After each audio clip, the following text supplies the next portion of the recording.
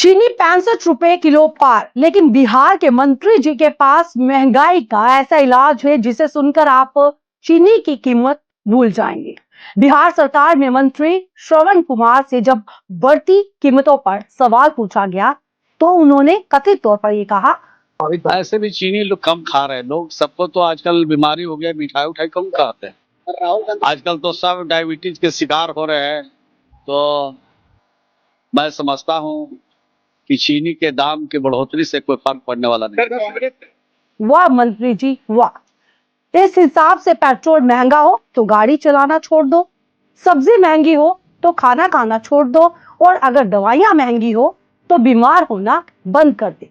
बिहार में चीनी की कीमत करीब 48 से 50 रुपए से बढ़कर 65 रुपए प्रति किलो के पार पहुंच चुकी है।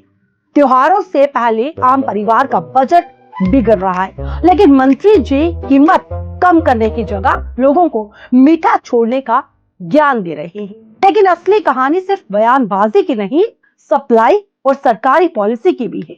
भारत के पास गन्ना है, चीनी के एक्सपोर्ट पर पाबंदियां भी लगाई गई, फिर भी बाजार में भाव रिकॉर्ड स्तर पर है। बड़ी मात्रा में गन्ना अब चीनी बनाने के बजाय एथेनॉल उत्पादन में जा रहा है, क्योंकि भारत अपने E20 फ्यूल टारगेट को तेजी से आगे बढ़ा रहा है।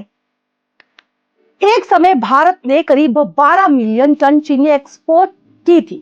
अब एक्सपोर्ट को सीमित किया गया और मई 2026 में सितंबर के आखिरी तक निर्यात पर रोक लगा दी गई, और इसके बावजूद कीमतें नहीं थमी। अब खबर यह है कि सरकार चीनी पर लगी 100% इंपोर्ट ड्यूटी हटाने पर विचार कर सकती है, ताकि लगभग एक दशक बाद विदेश से चीनी मंगाई जा सके।